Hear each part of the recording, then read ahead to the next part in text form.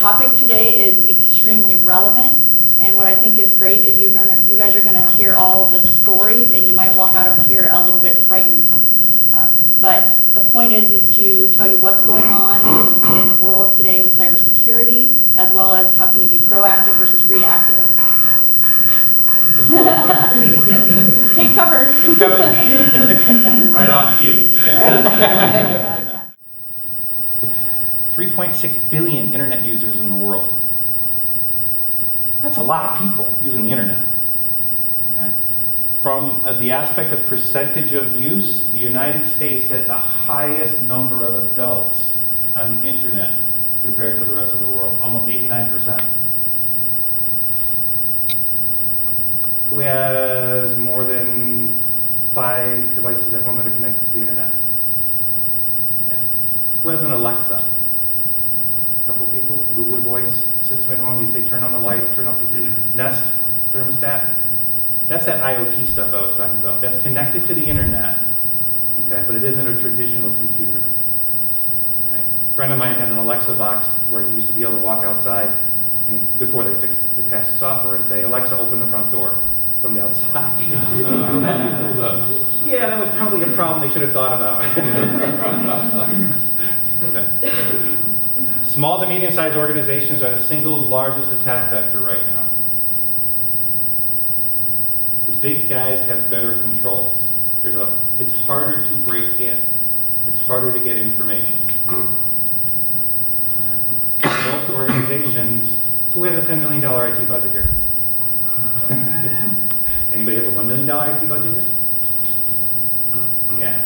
So how do you compete against all these bad guys if you don't have the resources to be able to fix it, like the big guys do? That's why there's attacks happening in that area. And a lot of times what will end up happening is you may be attacked in an effort to quantify the ability of the application to actually do damage before they go after a Target, a TJ Maxx, a Home Depot, and all the rest of that. That's what happened to the Oswego sub shop. 3 months prior to Target's attack, the Oswego sub shop was hit with the exact same malware from the exact same location as a test before they ran it out to Target. That's what happens. Don't ever pay for ransomware. Don't ever pay, no matter what the FBI said 18 months ago. They said, yeah, it's okay. Then they came up a few months ago and said, no, we were wrong. Don't ever pay. It makes you a target. I have an organization in New York City, a community service organization. The IT director had a ransomware outbreak on a couple of computers. We got a phone call from the CFO who said, yeah, we had ransomware on 2 of our desktops. PHI, healthcare, all kinds of stuff on it. I'm like, oh, okay. How'd you find out? Big pause on the phone. She goes, well, he paid the ransom off. I'm like, oh no. Why did he do that? He goes, well, we didn't find out about it until he submitted it on his expense report. He's looking for a job. Okay. The next 3 days, they were directly targeted, not just drive-bys, but directly targeted 3 million times. Don't ever pay. All right. 4,000 daily, up from last year. Okay? 4,000 a day. Okay? You need 2 things to make ransomware work. You need a human weakness and a technical weakness. They both have to be there. The human weakness is the human has to do something. They have to click a link. They have to go to a compromised website. They have to download something that's compromised. The technical weakness is you don't have the good protections locally to protect from the malware, which this is malicious software, okay? Or you haven't done things like removing local administrative rights or getting rid of your download folder, okay? So the user can't download things. Both things can be exploited, then it's very possible to get a ransomware outbreak. It just doesn't automatically happen. So if you do get malware, sometimes it'll read your entire inbox and outbox and all your contacts and send all your friends ones. It's one of the ones that we exploit a lot when we do hacking. If we can get a hold of usernames and emails. Okay. We'll use similar ones to try and trick people. My favorite one is I'll go to a parent's soccer game, baseball game, take pictures of their kids, send the person the picture, and embed the malware in the picture. And I'll send it from an anonymous account. Hey, I saw your son at such and such location. Thought you'd love this picture of him swinging the bat. They click and open the picture, the malware downloads. I now have full control of their computer. Full. So, if you don't know who it's from, don't open it. If you're unsure, send it to IT. Just give them a call, forward it to them, that kind of stuff. All right? Just make sure you're protected. Again, a human weakness as well as a technical weakness. There's no such thing as perfect malware protection. Even the best ones out there only catch 95 to 98% of it, because sometimes it's very complex. It's not like a virus. All viruses start with a very specific identifier, okay? Even zero-day ones. That's why they're easier to protect from. Where malware can actually be built into chunks that doesn't look like malware, and then self-assembles once they all become part of your computer. Look, they are very, very difficult to prevent. What you want to do, though, is have a program that has active protections in it, so it learns as it finds things. So Norton has that, McAfee has that, Nod32 has that, Webroot definitely does. It's not one thing. Okay? It's never just one silver bullet that'll protect you. You have to have layers.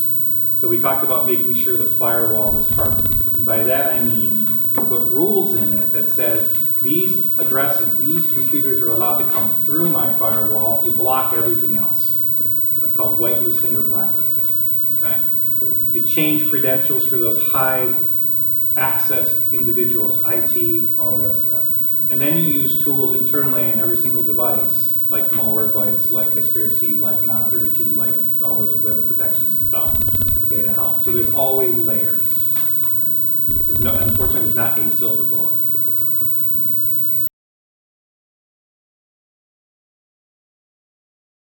That's why they do it. One organization, according to McAfee, made $121 million in the last year. People who paid the ransomware. $121 million. You know, by the way, it's in non-traceable funds called Bitcoins. If you're not in the financial arena, it's basically fake money, bartering for all intents and purposes. The coin value changes drastically on a day-to-day basis. So, very difficult to track.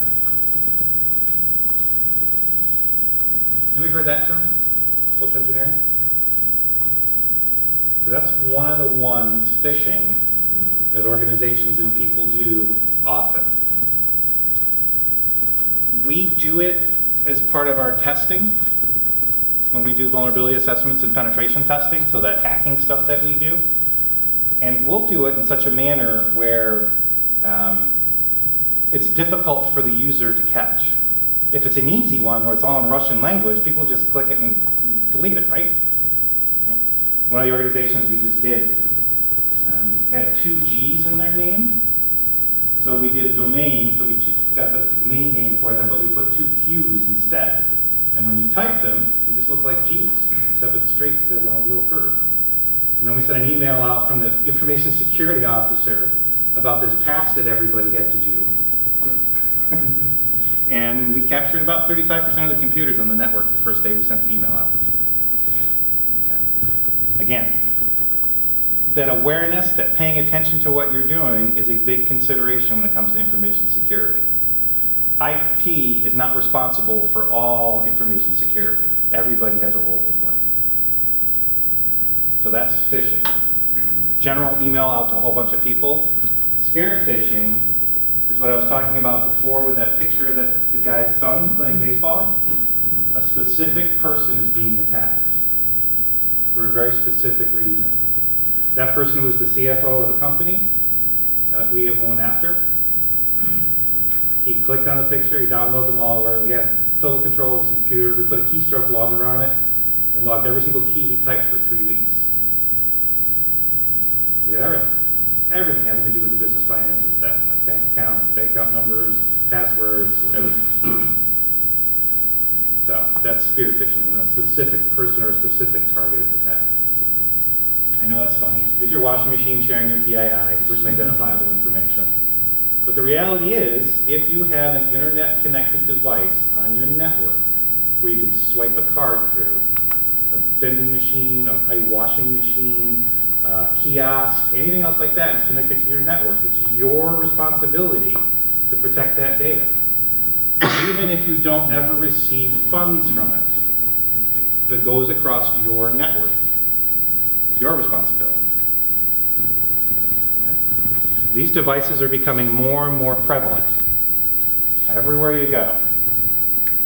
Hospitals, offices, schools, and colleges, everywhere.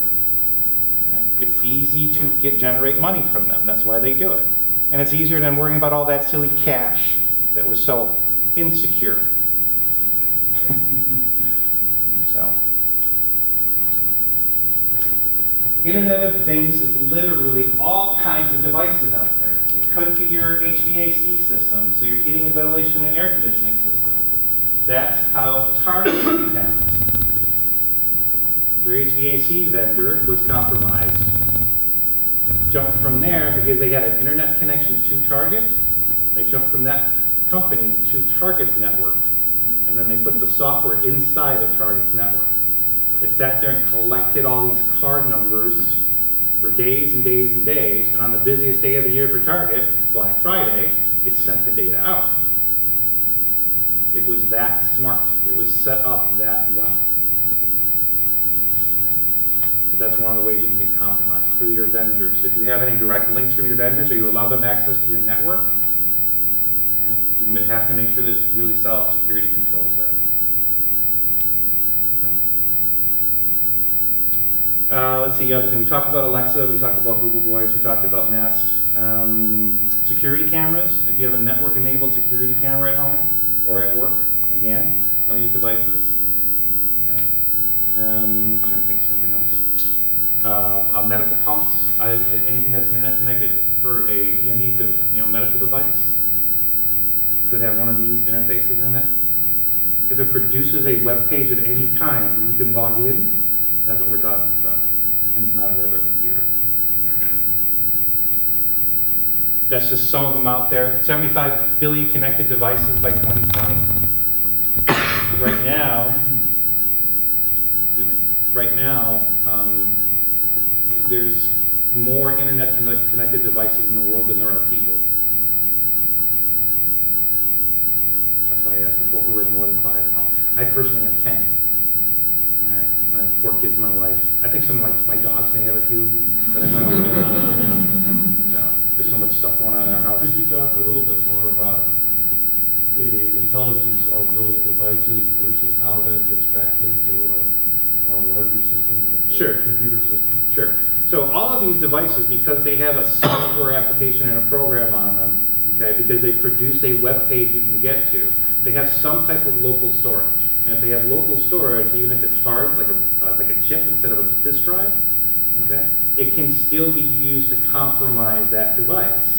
Because a lot of times people never change their logins, whether at work or at home. They just leave it as the default from the vendor. Okay? And if you can compromise that device and it's on your network, now I have a spot to link to that's connected to your network that I now can get inside of your network to do malicious actions inside the computers of your network. Okay? I've already passed all your filters. I'm already attached to the network. So one of the first things you do whenever you have the camera or the Nest or anything else is you change all the default credentials. That means you have to write them down, put them someplace where you won't lose them, or if you do, you'll know. Just like I said with the other passwords. Okay. So you can have protection that way. Right. You always have the ability to buy non-internet connected devices right now. But it's becoming more and more prevalent in everything that you do. My wife's looking at refrigerators that are internet connected and have a camera inside so we know where, so I can find the milk, but tells how much, what we have to go to get at the grocery store. I mean, come on, how much easier do they need this to make it? I can open the door, the light normally goes on. I don't need a camera inside my fridge, but you can connect to it and say, I'm at the grocery store, what are we missing? Oh, peanut butter's low. I mean, really. But that's how it's traditionally done. If it's connected to your network and it has a web page, you can jump from there to your network. Who understands the cloud? Go ahead, raise your hand. Okay. I tell you what, it's one of the best marketing things outside of Intel, and Intel's little ring noise that they do, that I've ever heard. When I was in college, this was called time sharing. That's all we're talking about here. Using someone else's computer or compute power to do some type of work for you. Keep your software, back up your data. That's all it is. The term cloud came from AT&T because on their drawings that they did for their network connections that went from one building to another way far away, they had a little lightning bolt to a cloud to another lightning bolt. That's where the name came from. That's it. There's nothing magical about it. However, there's so much data out there that it increases your risk if you use a cloud supplier.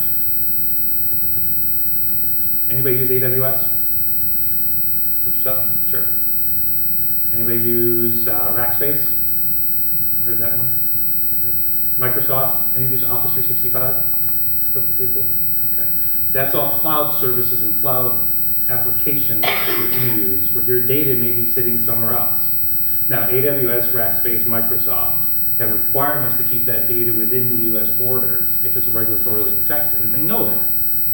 But Joe's cloud manufacturer down the street in Worcester may not know that. And he may be using a cloud organization in South Africa to store the data. That's a huge risk for you because South Africa doesn't have any data security laws. And they don't meet any US data security laws. Knowing where your data sits in the cloud, physically is located where those servers are, is critical before you sign any contract with them.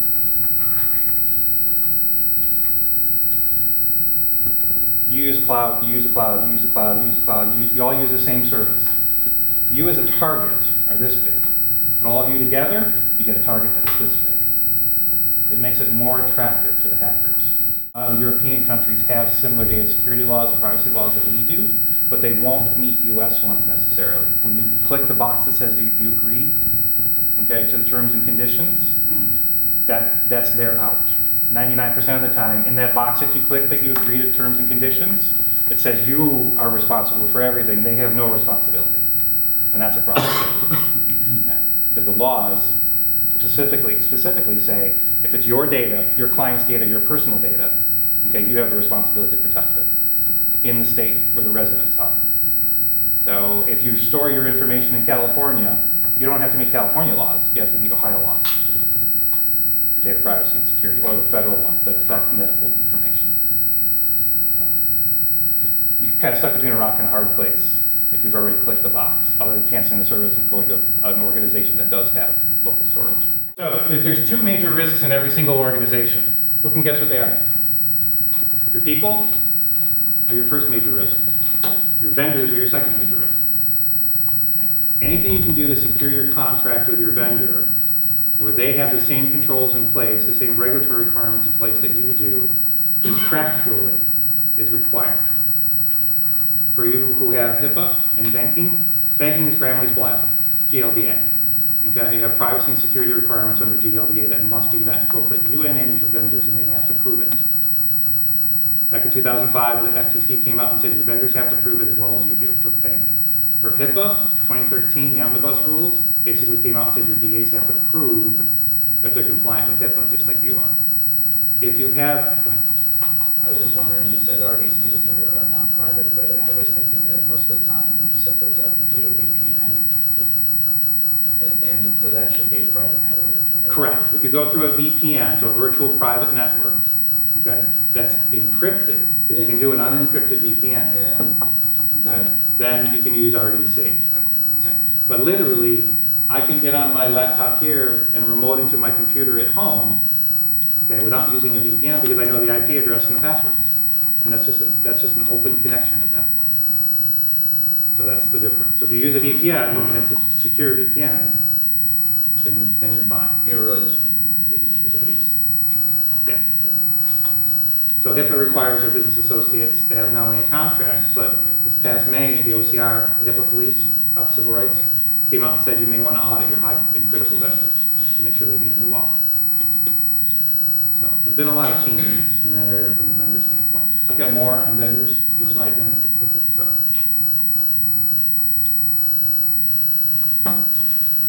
These are old figures from 2015. Those numbers have got to be higher by now. I don't know if you noticed in the news, one of the news articles was a guy who got arrested for hacking Box and Dropbox and LinkedIn. Like I said, it happens a lot. All right, so you have to be cautious with those file sharing organizations. There are other ones out there like Citrix. Let's see, well, Basecamp has a decent one. Box's paid version is decent because they'll put controls and they'll sign things like HIPAA business associate agreements. Microsoft's OneDrive, they'll sign a BA agreement. So that, those are the ones that you pay for. Traditionally, the free ones are catch as catch can. Speaking of free, Google. Who uses Gmail? Do you use it at work? Awesome. Do you use it and transfer any sensitive information? NPI, credit cards, all that stuff? So 18 months ago, Google responded to a class action lawsuit that the free versions of everything that Google supplies, there's no expectation of privacy. So if there's no expectation of privacy and you send healthcare data through your Gmail, what are you doing? You're breaching the law. You know there's nothing private and you're still using it. That's absolutely a breach. And that's something called willful disregard, and in HIPAA that fine starts at 1.5 million. So don't use Gmail for sensitive information, regulatory protected information. Or if you need to, use the paid version. The paid versions are secure. Gmail for business, Gmail for government, Gmail for education, and Gmail for healthcare. Those are paid services and they will secure it. Every single Gmail message is scraped. Every single one. The next time you're on the internet and you're on your Facebook page, you see all those ads that run up and down the right-hand side? And all of a sudden, you sent a note to a friend saying, hey, I looked at this boat the other day, and all of a sudden you're getting ads for boats. Because they read your email, their algorithms found the word boat, they thought you might like them, so they put you a whole bunch of ads. That's why they do it, to market. No expectation of privacy for any Gmail stuff. Or any free mail. Any free mail, any pop mail, anything like that, Yahoo, yeah, any of it. Not just picking on Google. As I prefer to call them Skynet.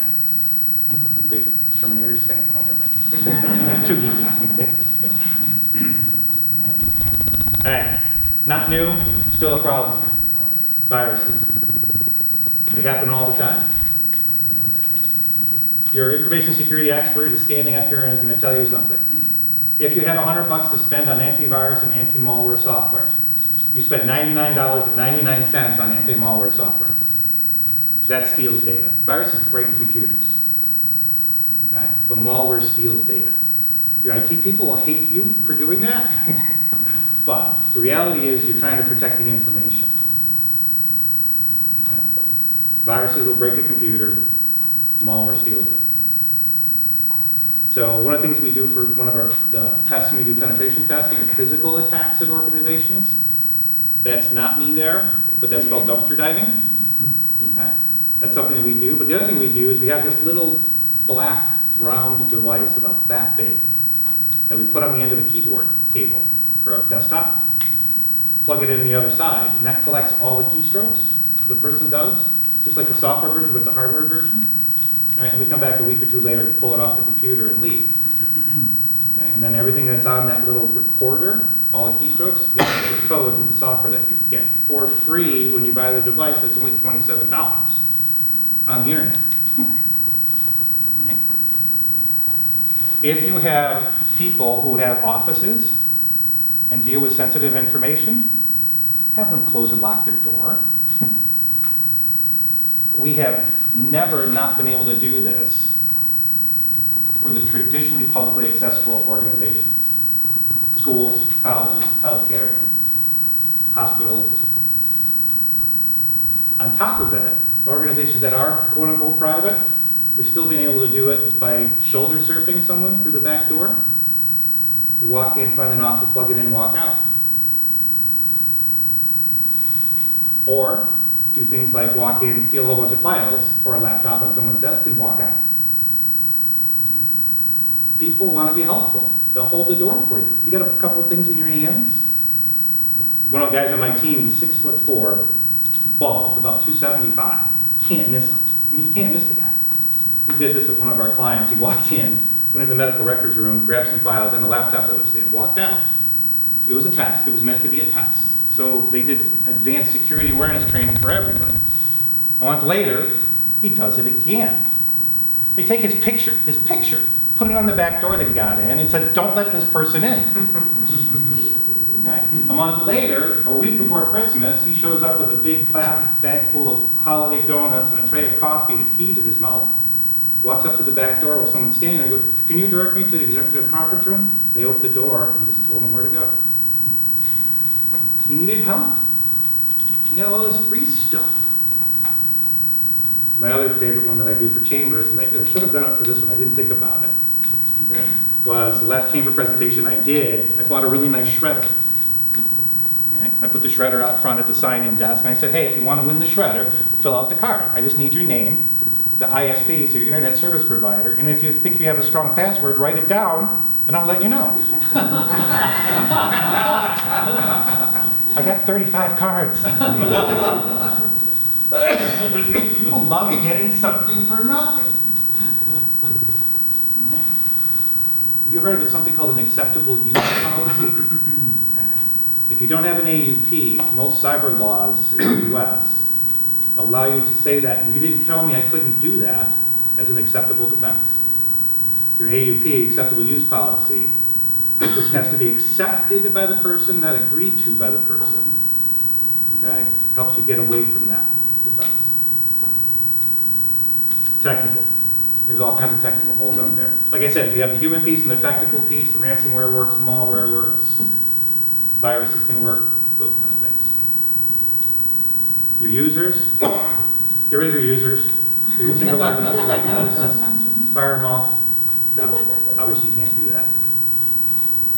But they are a very, very large weakness. There's a huge difference between the mindset of the incoming workforce out of college now than the workforce from 10 years ago or 15 or 20 years ago. There's a very large difference in their mindset. You're going to have to normalize that to what you need to do on a day-to-day basis. That is a challenge. Security awareness training is one of those first things that you have to do. One thing else, if I can add to that, is Carl had mentioned earlier about kids. Your workforce is becoming so much younger. They're not afraid to try anything. I was at a school last year up in the Cleveland area that they had a 7th grader who paid $10 to go online and launched a denial of service attack against his school, which shut down the internet, and they used Google Mail or Google School Classroom for everything. So this kid, for $10, shut down the entire school, and what they found out was the district was tied in with 4 other districts. He shut down 65,000 kids for like a week by launching this denial of service. But these are the people who come into our workforce too. They're not afraid to look, they're not afraid to poke around, they're not afraid of the computers. They're not like a lot of us that started later. They were born with these things. They come out of the womb and they're typing away. So, It's true. Oh, IP, intellectual property. How much risk is there to your intellectual property? Tons. What do you have in your head that no one else knows about that you need to run your company or do your job? It's a huge risk. Okay. And it's an information security risk because if there's a backup, you could be missing something you absolutely need. Okay. Your vendors we talked about ad nauseum. We don't have to go into them again. Others, other thoughts of potential risk areas? How do you handle users that want to use Facebook? And all the threats that come in with that. There's business reasons to use Facebook and there's personal reasons to use Facebook. The business reasons are for marketing, information sharing about your organization. You are capable, you can't put controls on Facebook that says if someone posts something, you have a certain amount of time before the post goes live so you can review it to allow it or deny it. Okay. Personal use for Facebook for your employees is a personal choice. Traditionally, it's a productivity issue, okay? And many organizations say no, okay, because of a productivity issue. From my aspect, from an information security standpoint, remember that guy I was telling you about who had the kid who played baseball? I found out about that from his Facebook page. Okay? He was really proud of it. All right? So I use that to exploit him. So you have the risk of exploitation, the risk of productivity, or the ability to use the tool as a marketing engine for the organization. Right? So you have to weigh the balances between them. I have a couple people here shaking their head. No, don't ever lose, don't lose.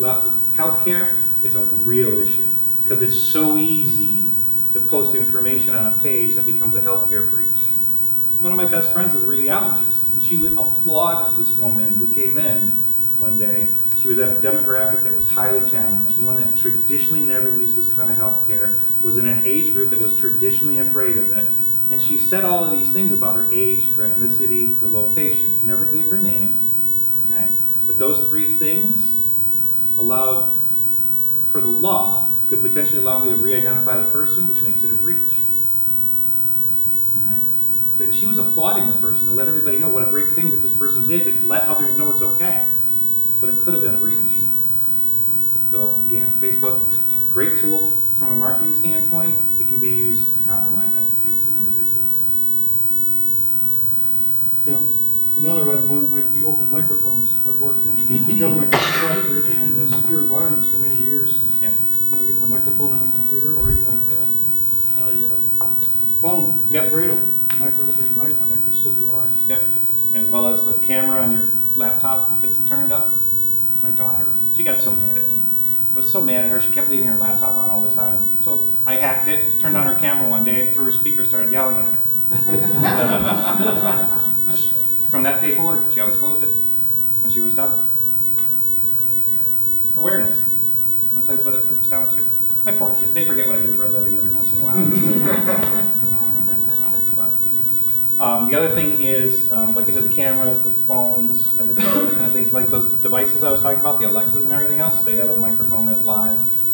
You know, there's some definitely areas that can have compromise from. So, others that people can think of? Okay.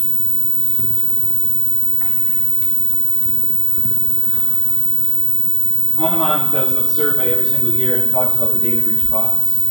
These are per record costs for recovery and replacement, and includes fines and sanctions, including items like that. So, health is still the highest. Always has been the highest, will continue to be the highest. I find the weaknesses in the technology controls in the healthcare institutions outside of education to be the worst. We do probably a couple of hundred HIPAA audits a year for compliance, the risk assessments. Other than one organization that we work with, none of them are compliant with HIPAA. None. Number one, they don't understand the rule. Okay.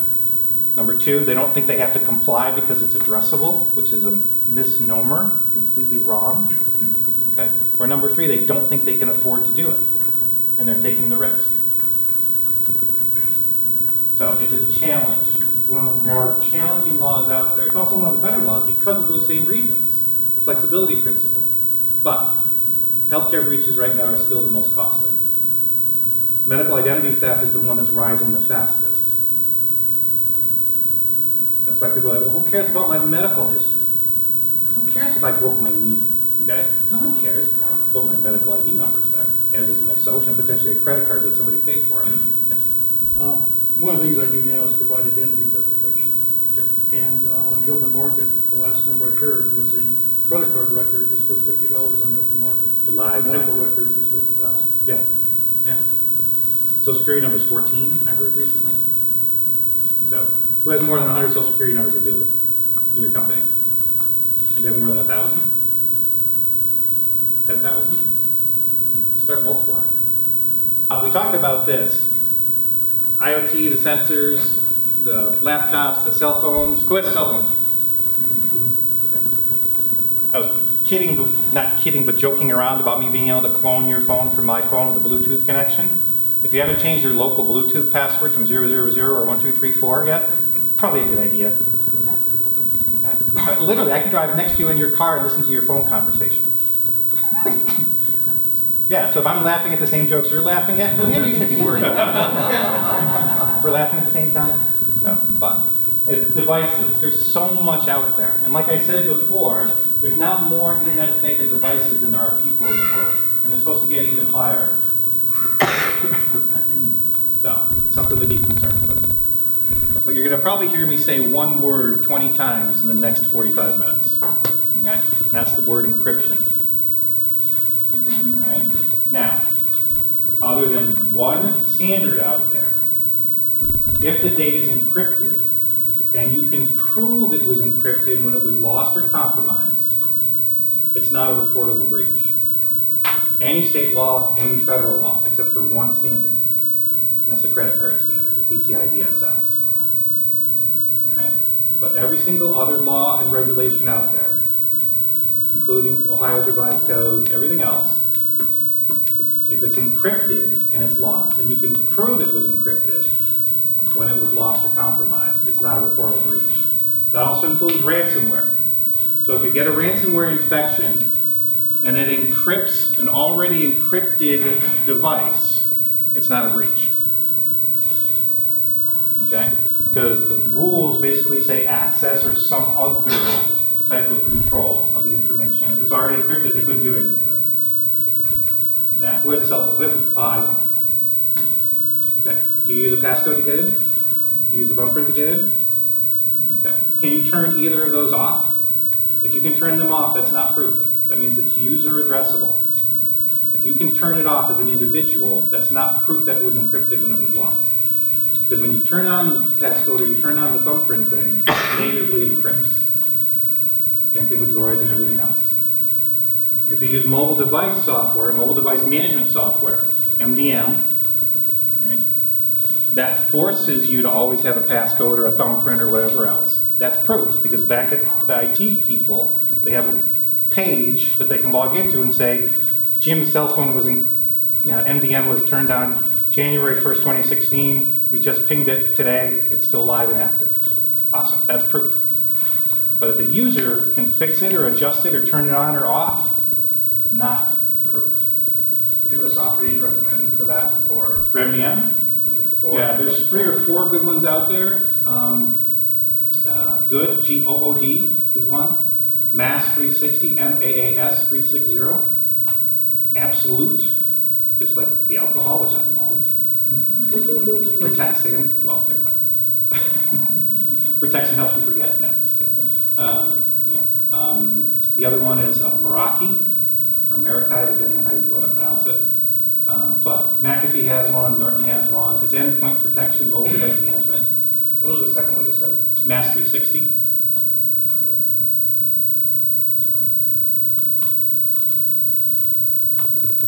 If you have a desktop that has protected information on it in your HR department, so access to social security numbers, payroll information, all the rest of that, should that desktop be encrypted? Don't know. How publicly accessible is it? Is it chained to the desk? Okay. Could someone walk out with it? I don't know. That's all part of your risk assessment to make a decision. Now, HIPAA is the first law we're going to talk about. I'm going to touch base on a number of them. I think they all affect at least some of you in here, but some of this might be news to others as well. So HIPAA's gone through several iterations since 1996 when it was first put on the books. So 96, 99, 2003, 2005, 2009, 2013 have all been individual points within the HIPAA law where changes have happened. Most recently, the 2013 rules really came to affect both covered entities and business associates when it comes to the security rule. In HIPAA, there's 3 basic rules that get people all twisted. Okay. One is the privacy rule, the other is the security rule, and the last one is the breach rule. Okay. The privacy rule and the breach rule are prescriptive. You have to, you have to, you must have, you must, you must. Security rule is the one where this risk assessment and other things that are in there have addressable parts, required parts, and standards. And because it's a little bit flexible and built to be flexible, this is where people really get confused. Classic example, in the HIPAA security rule, you're required to have a disaster recovery plan written and a policy. Okay? The addressable part is testing that plan. How you choose to test it is up to you, but you have to test it. Addressable doesn't mean I can ignore. It means it has to be addressed. You either do it the way the rule says, or you do it in some other fashion, but it must be documented as to why you chose the other method. You cannot ignore it. That's, again, a change from 2013. Okay. CE is a covered entity. The person who provides the service, pays for the service, traditionally. Now, do any of you have self-insured health plans that you pay for as a company? Anybody? A couple. Do you pay premiums or do you pay claims? Well, non-workman's comp. Okay. Workman's comp is a different law. Okay, so if you're paying claims as part of your health plan, that health plan has to be HIPAA compliant. So people who access the information, what you do, the security, all the rest of that. It's a big difference. A lot of people didn't understand. A lot of educational institutions have self-insured health plans, okay, where they're paying claims. Not premiums, when they're paying the actual claim. Okay, something to think about. Implement security measures sufficient to reduce identified suspected risks. 18 months from now, what's going to be the biggest thing on information security's radar? If you know, please come see me. I'll hire you right now. Okay. I don't know. What's a suspected risk? Is ransomware going to get worse? Is there going to be something new? Sure, probably. Okay. Are we going to have an apocalypse? I don't know. Cubs won the World Series. Okay. The political presidential election is scary. I'm not getting into anything outside of that. Okay. So I'm just waiting for Jesus to show up. So, I don't know. They're saying China's going to shut down the internet. Okay. Yeah. Billion plus people over there that I worry about. So, but this is the kind of stuff that you worry about. Okay. HIPAA requires continual updates. Now, some people here are healthcare. Are you a hospital or a physician? Physician. Okay. How many doctors do you have? Four. Okay. Small physician's office, have to comply with HIPAA, has to do risk assessments. Do they have to do them every single month? No, it's 4 docs. Don't kill yourself. Should you do them every couple of years? Absolutely. Should they be documented? 100%. Okay? That's really the reasonableness piece that goes into HIPAA. Okay? Now, if you're a $2 billion health system with 175 people in the IT organization, should you be doing risk assessments monthly? Probably. Because you've got enough changes that go on a monthly basis where each one of those areas should probably have a risk assessment. Banking. Gramm-Leach-Bliley requires you to assess your information security controls frequently. Okay. Do you do it every single time you put a new core system in? Sure. We don't change cores very, we haven't changed one in, about 15 years now. Okay, that doesn't surprise me. Yeah. Who are you, DNA? What's that? What's your core? Miser. Okay. All right, so when they get sold, to Jack Henry, He's just so swinging. I didn't hear anything. So when they get sold to Jack Henry, do you need to do a risk assessment at that point? Yes. Absolutely. I thought we were in the trust tree. This is a trusted neighborhood. It's just like Vegas. No. All right. So the Federal Trade Commission has a law called the PHR Law, so the Protected Health Records Law. It's not HIPAA, but even if it is workman's comp, if it is non-claim benefit medical information, it still has to be protected. All right. So there's law after law after law is what I'm saying out there. The PCI one is not a law, it's a standard. It's a contractual requirement that you have to meet if you store, process, or transmit any card information. Even if it's done solely through a third party on your behalf. You still have a requirement for compliance. So, now the PCI standard, depending on what you do with the cards, is very large, up to 280 plus controls that have to be tested annually. You have to do vulnerability tests, you have to do penetration tests, training, all kinds of stuff. Okay? Even if you completely outsourced it, there are control requirements.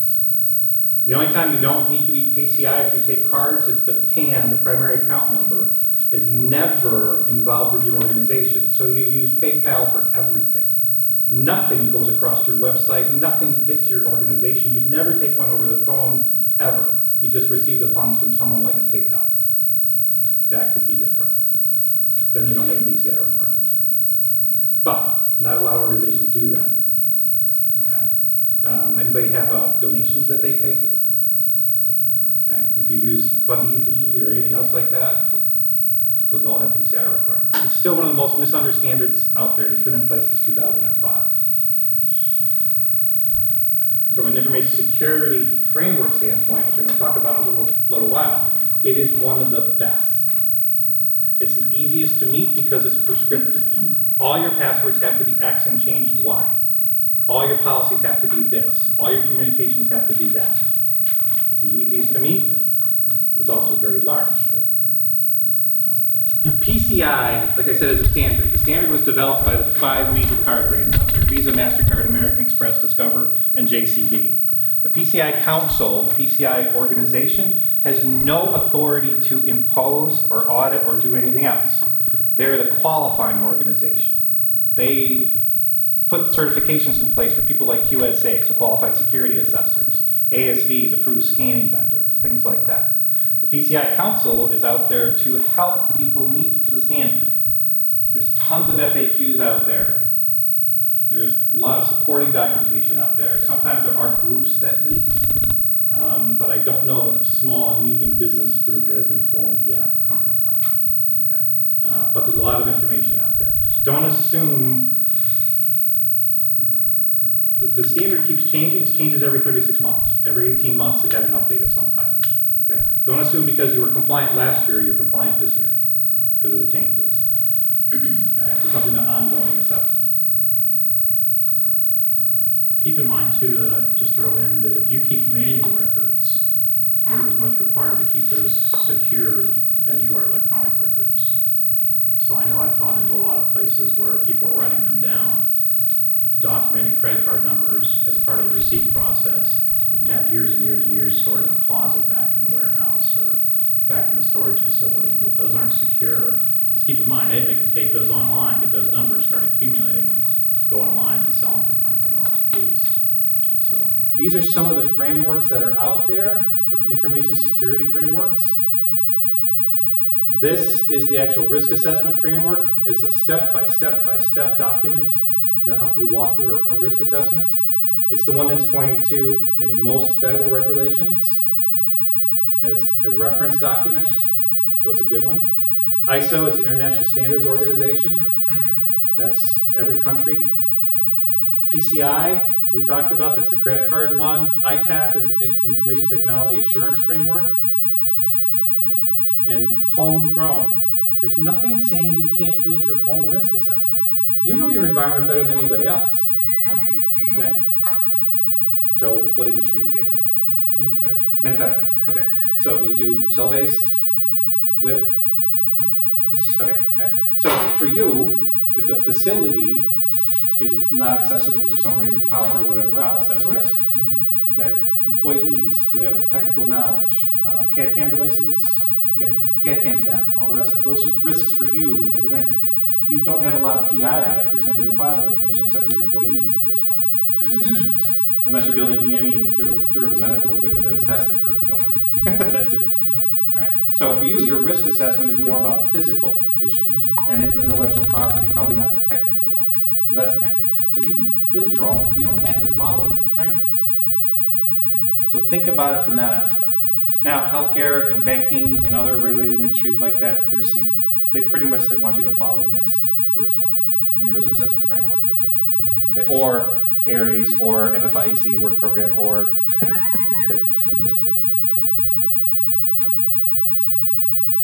it's not a pass-fail.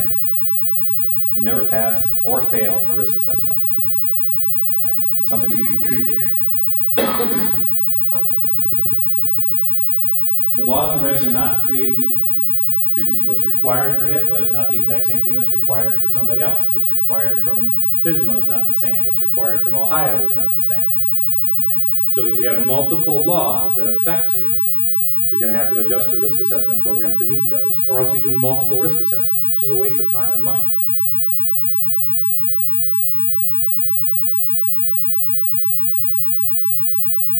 If you have an internal assessor in your organization who understands risk, understands technology, understands the industry, it's probably the best way to go. But it's going to be almost an FTE, full-time person. The amount of information they have to keep up on is massive. Okay? Or you find someone out there who's capable of doing it, who has an understanding of your marketplace, your vertical market.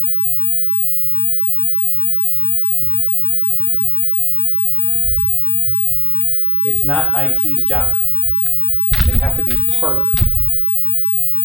But it's not IT's job. Okay? There are too many other risks out there that could affect your risk assessment that are outside the technology piece.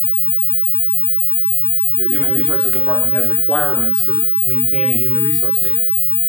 Okay? It's not IT's responsibility to tell them what that retention schedule is. They should be telling IT what they need to do so IT can add it to the retention schedule of everything else that you have to worry about. So there's departments that may have an impact. Business impact analysis is a process where you take those risks that have been identified and you put a financial metric to them so that you can build your business continuity plan off of it. If it costs you $1 million to mitigate something, does that make sense for your organization? If it costs you $10, does it make sense for your organization? Really up to you, to the organization. For, manufacturing, no person identifiable information, no healthcare information, no banking information. You want to make sure the equipment's updated on a regular basis, and you have maintenance people who are in-house who train and maintain the equipment. Okay, from that aspect. Okay. Is it IT's job to do that? I don't know. Is IT the only people that run the CAD/CAM equipment because it's a computer on the back end? It's up to you guys.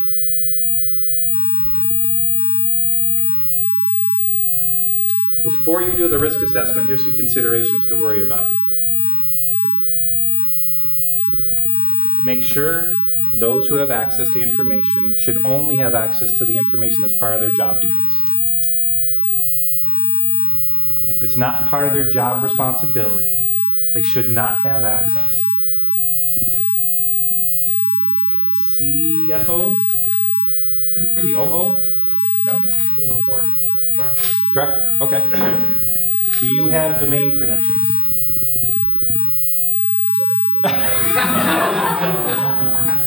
Good answer. They don't even want me to be. Good answer. Okay? But that's the kind of stuff that you ask. Right?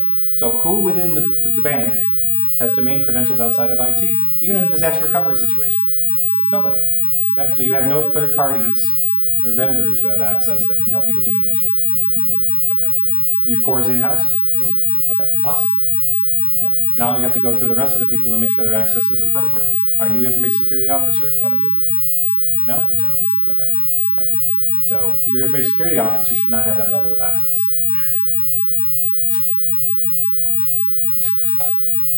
Okay, that's a conflict of duties. It's a segregation of duties issue. I see it very often because they're normally in IT. They're not necessarily an IT person. So, but that's the kind of stuff that you go through with least rights. That's what we're talking about here. What's the best password construction out there?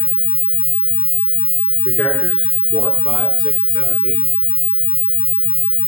If you have a 10-character password that's letters and numbers only, I have an application that can crack it in about a 20th of a second. I Got it from South Africa. It was $100. Okay? You add a special character to it, ampersand, exclamation point, it goes to 20 minutes. Okay? So, it's not length necessarily, it's construction. Now, the shorter it is, the easier it are to crack.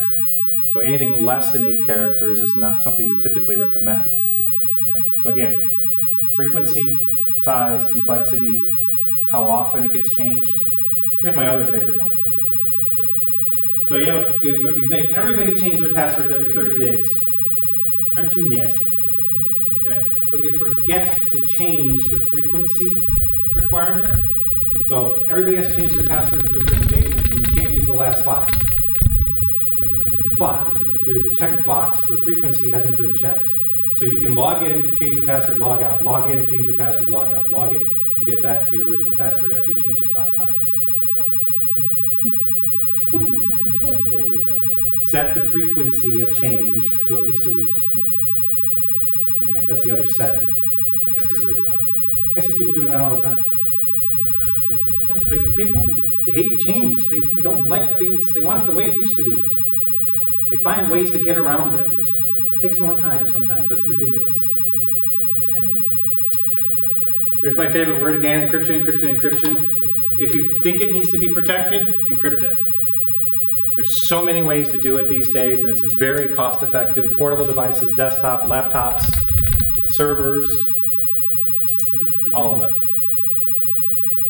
If it is portable though, backup tape, thumb drive, DVD, CD, and you can store protected information on it, it has to be encrypted per the laws.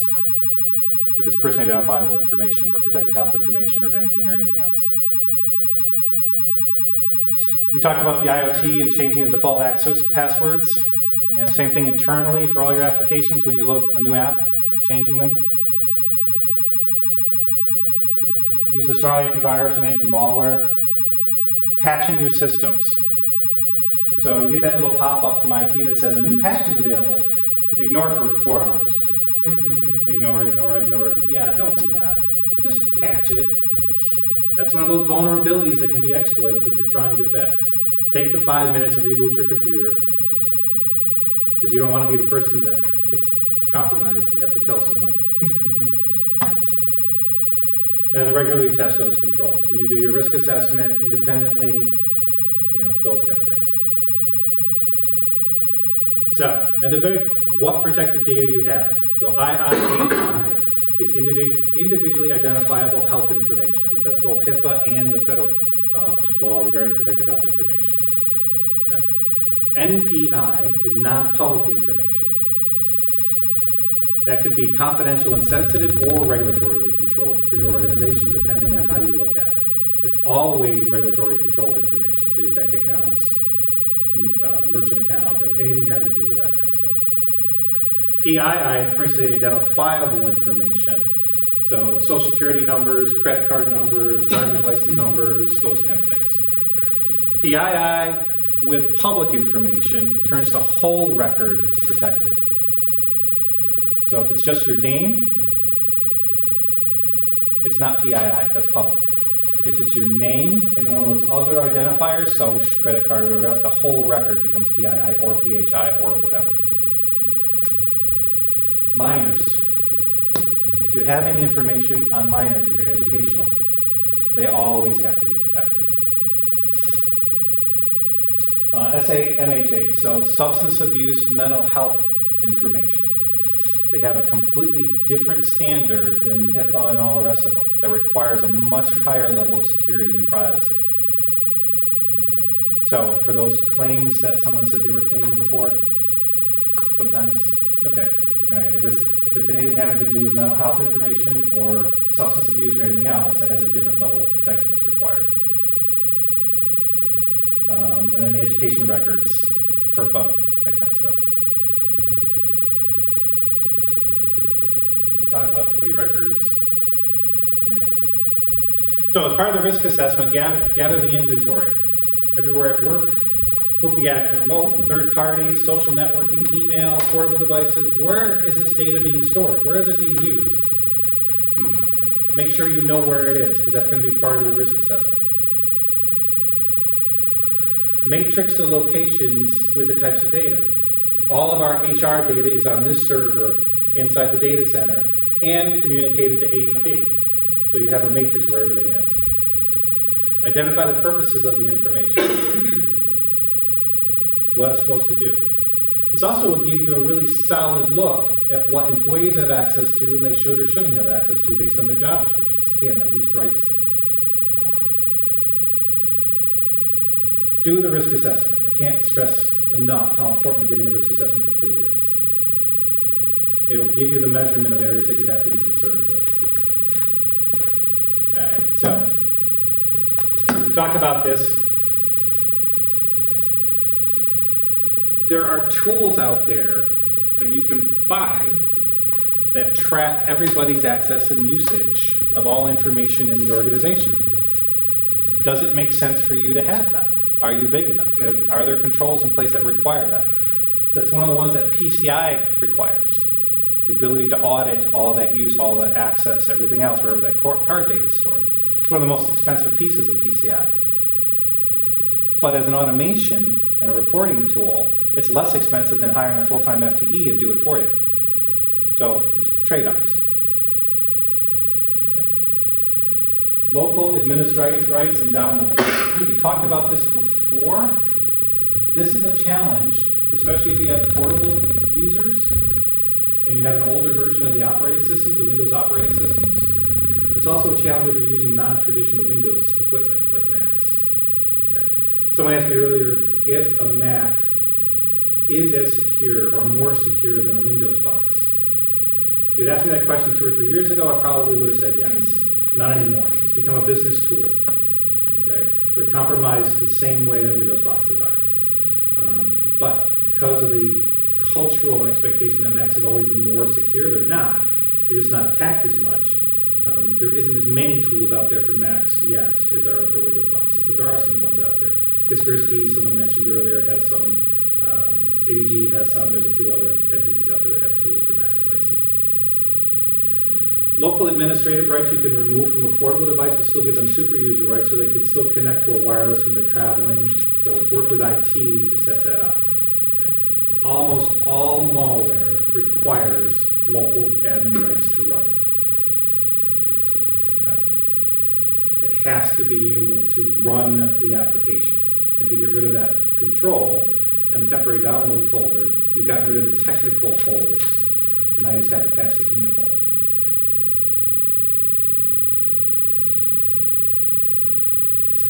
Know who has access to what data. I did a walkthrough at a data center one day.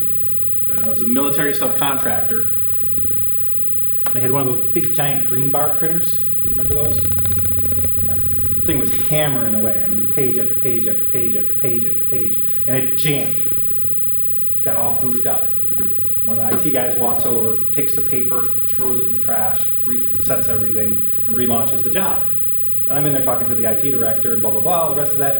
It does page, page, page, page, page, finally done, okay? Guy walks over, takes the green bar, folds it in half, puts it in a silver briefcase that's then chained to someone's wrist, and he walks it out.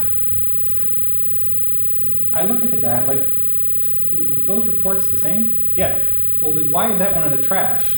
And that one's chained to someone's wrist. Can you excuse me for a minute, Carl? So, know who has access and who's doing what to what information. Encryption, training, encryption, repeat. All.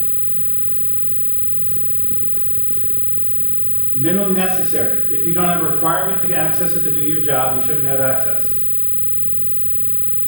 Information technology people with domain level credentials should never be using those credentials to go to Amazon to buy something on Amazon Prime while they're logged in. They should have a completely separate set of credentials as a general user. Sorry, guys. Known as suspected circumstances. They're unique to your environment. They tend to be unique to an industry. Okay. Healthcare. You're a physician's office, you've got a door, you've got a receptionist desk. hospital. Okay? When was the last time anybody was in an ED department visiting somebody or unfortunately there for a sprained ankle or whatever else? You see any one of those cows, those computer on wheels, those laptops, any of them are ever locked down? What's to stop someone from just grabbing it and walking it out? My favorite breach story. I love this story. An ED department, laptop was stolen. They never reported the breach. I swear to God, it's a real story. The reason why they said it wasn't a reportable breach is all the medical information was in Excel in hidden columns.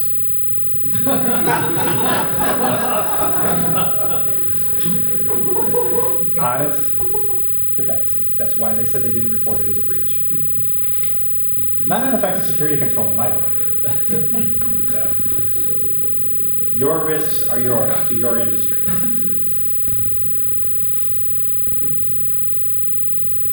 Rank all your data. Know what's confidential. Okay? Confidential always includes regulatory control. Put it on a piece of paper. Put it in a spreadsheet. When we have this type of data, we protect it based on this. Sensitive. Financial statements. Board packages. Audit committee reports. Partnership reports. That kind of stuff. And then public. If you can find it in the phone book, it's public. If you can find it on Google, it may not be.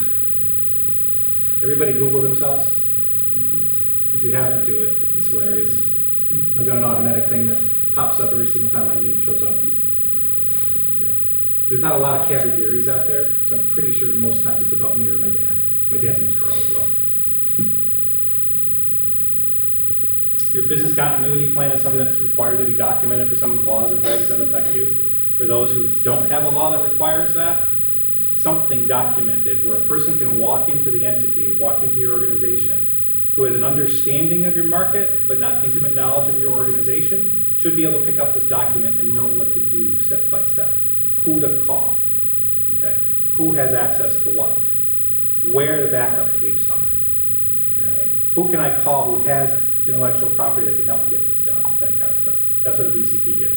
A disaster recovery plan is something that is implemented when you have a major issue. You have a fire, you have a roof collapse, something where it requires additional assets to be deployed or whatever else. Business continuity is day-to-day, DR is a big issue. Okay. Test both the business continuity plan and the DR plan, and include cyber risks. One of the things that we do when we test the plans is we'll take a chunk of ransomware, real ransomware, we'll take a workstation off the network, unplug it from the network, we'll load the ransomware in through a DVD, a non-rewritable one, because a lot of times the protections will try to quarantine it, all right, see if it gets caught. That's a great tabletop test. The vendor stuff that we were talking about before, okay? If you have a vendor who has access to your information, manages your firewall, you store your backup information, is your EMR, electronic medical record, okay? There's no regulatory requirement, but from a data security, information security standpoint, the SOC 2 report is a phenomenal report for you to get. It's about data security, confidentiality, availability, processing integrity, and privacy, or any combination of the five. Okay. Now, banking, under the new vendor rules that came out about 8 months ago, if you read the actual statement from the FFIEC, it basically says this is a requirement for all your vendors. Healthcare, as of May of this year, pretty much a requirement for all your VAs, critical VAs. This is an independent assurance report. What makes this different than a lot of other risk assessments and other reports is this report is done over a period of time, not a point in time. At a minimum, the tests have to be completed across 6 months.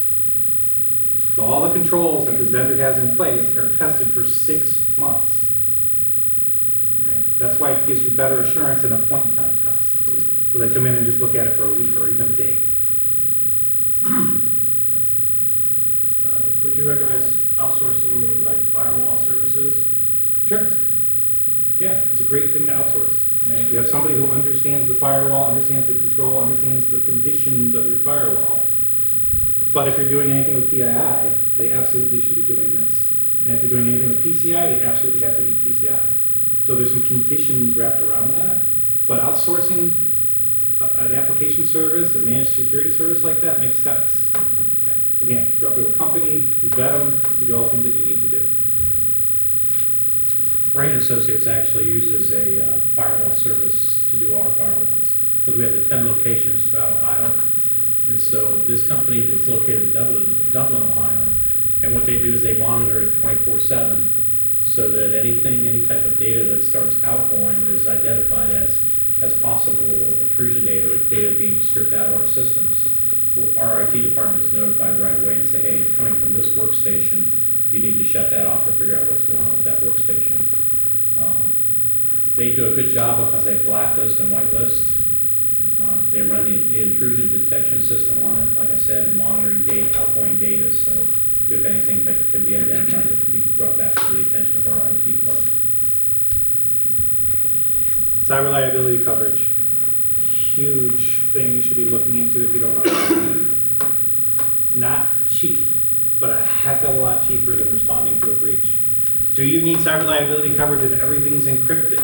Yes. But you don't need anywhere near the amount that you would if you don't have encryption in place. All right?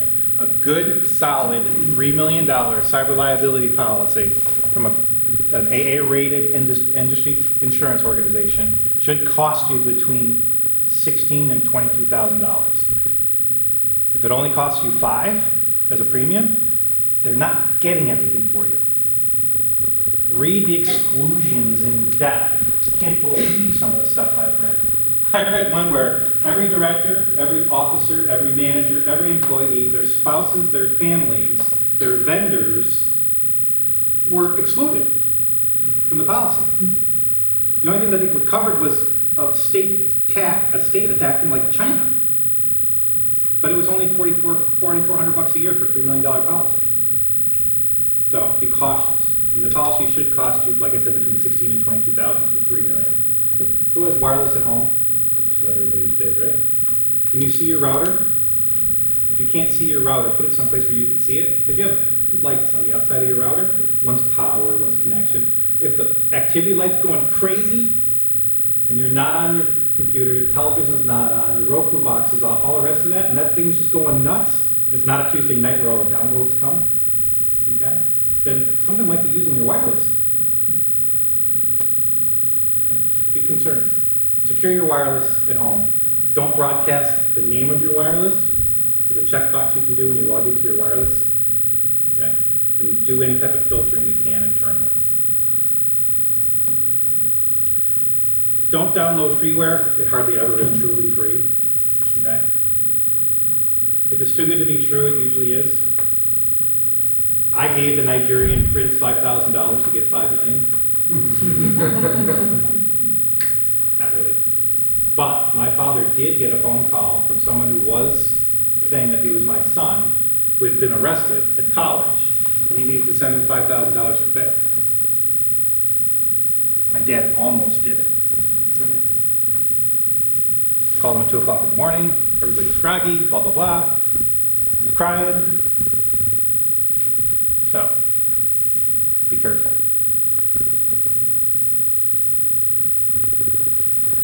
Be sure the person is who they say they are. Especially, we did one of the bank ones, cashed a check for $12,000. The president sent an email to the COO and no ID and everything else, and he's coming in at 2 o'clock and cashed the check.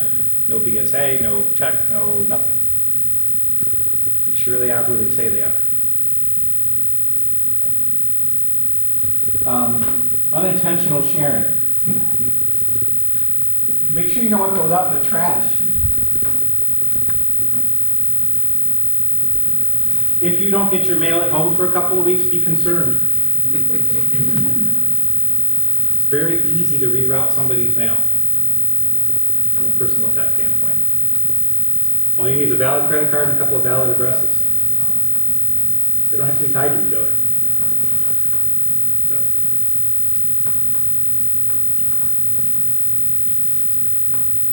Oops. Encryption, encryption, encryption. I think I made it to 20. Thank you. All right. It's very important.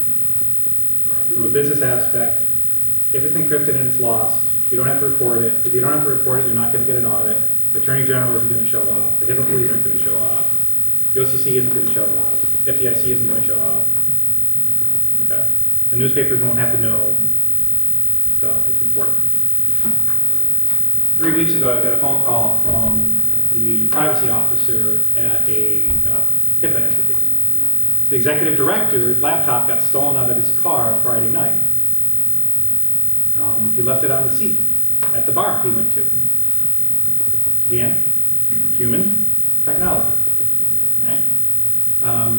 It was encrypted, password protected. I'm like, awesome. You don't have to worry about it. I thought about it for a second. I know this guy. This guy hates controls. So I said to the privacy officer, I said, did you check with IT yet about his setup for his laptop? He goes, what do you mean? Ask them if they've allowed standby or sleep mode on his computer. And if they have, if he just opens it back up, does it go to a password protected screen or does it go back to his last session? They enabled it, it goes back to his last session. So the encryption and the password and everything else they put on it was useless. Now it's a breach. So you can have phenomenal controls, but if you have exception lists, those are the people that are the highest risk.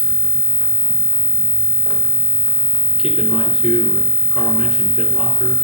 That's a Microsoft product that is included in some of the versions of Microsoft Windows 7 and above.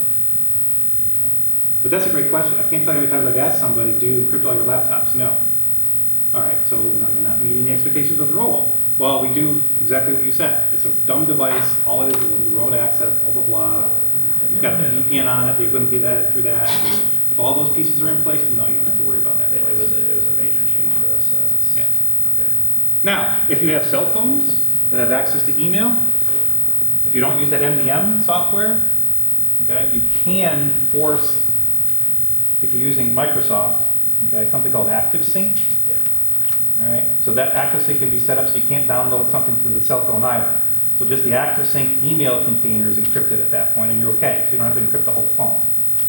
But if they can download anything to the local phone, PDF, Word document, anything else, okay, not open it and read it, but actually download it to My iBooks or whatever else, okay, then that whole phone has to be encrypted. Can you think of any negatives to ActiveSync? If you asked me that 2 years ago, I said, yeah, it destroys the whole phone. Even a year ago, yeah. No. I think right now, it's probably one of the better tools to use out there as long as you have everything, all the download stuff checked as well. What would you use to convince someone that was dead set against using ActiveSync? A user? If they were your superior. No. A user? Superior. Superior? Even though you have convincing evidence otherwise. Okay. So they want to be able to get at they want to be able to get to their email Just without any. Really against that. They just don't like it. They don't like for ActiveSync. whatever reason. Mobile device management. Huh? Use something MDM then. And, yeah, okay. 6 in one, half dozen the other at that point. So, I mean, it's a key protection. It's a requirement. Okay. If you can't prove it was encrypted, if you're not using ActiveSync or anything else, and they lose the phone and no MDM in place, it's a breach. Okay. No ifs, ands, or buts. Okay. For your industry especially, it's incredibly costly. And we just had one where the guy lost his phone, and they had to announce it because of a reportable breach because it wasn't encrypted. All right, they lost $2 million in deposits the first day they announced it. Okay. And it just went downhill from there. Now, the problem was their audit report, their IT audit report, said they didn't have adequate encryption, the last 3 audit reports. So that now becomes a discoverable document, so they're in major issue for lawsuits.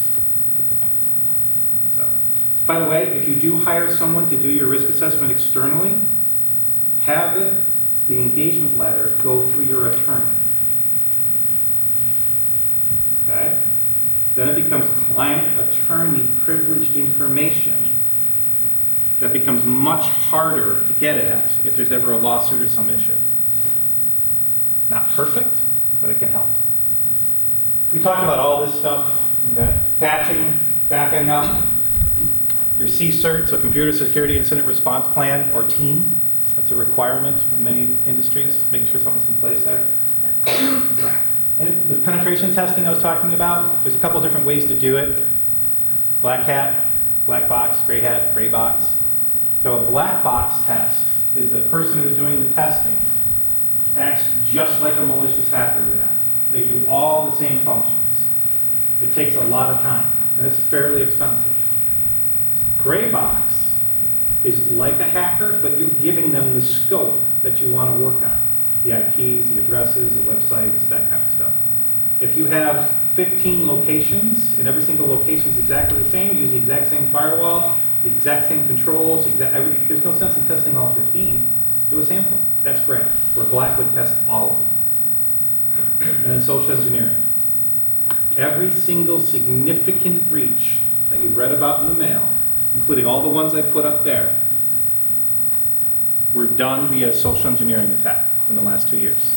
Every single one. Social engineering tests your people.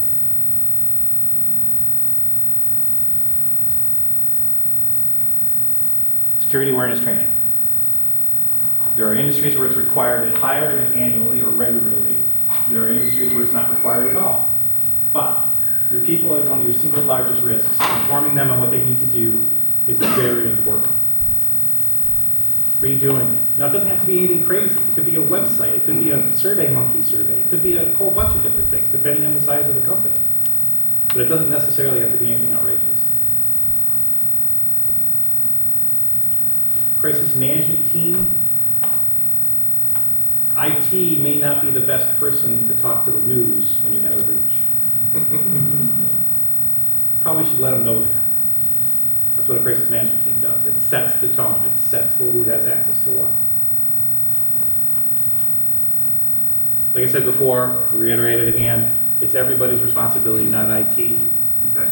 And the IT guys in here, the first statement, how many wolves would you rather have versus a real breach? It takes minutes to respond to a wolf, cry wolf. It takes days or weeks to respond to a real breach. They'd rather have 99 wolves than one real breach.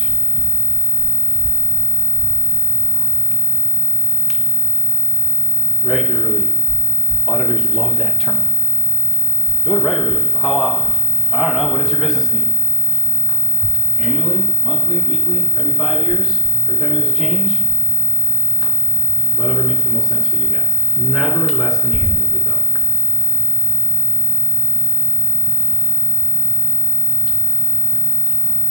Everybody knows that one? Return on investment? Everybody heard it? Security is about return on protection. Okay, that encryption standard I said, 75-1, that's a return on your protection. If you have a breach, it's going to cost you average $5.9 million now. Every size organization, that's average. Encrypting your whole environment probably costs you less than $50,000. So that's where it comes down to. This last one is about meeting the laws and regulations. Reducing your risk of incarceration. That's what it's about. Okay? So, RROI. And that, you can't protect against a risk that you haven't assessed. Anecdotally, you might know something, but if you haven't measured it, it's hard to protect from it.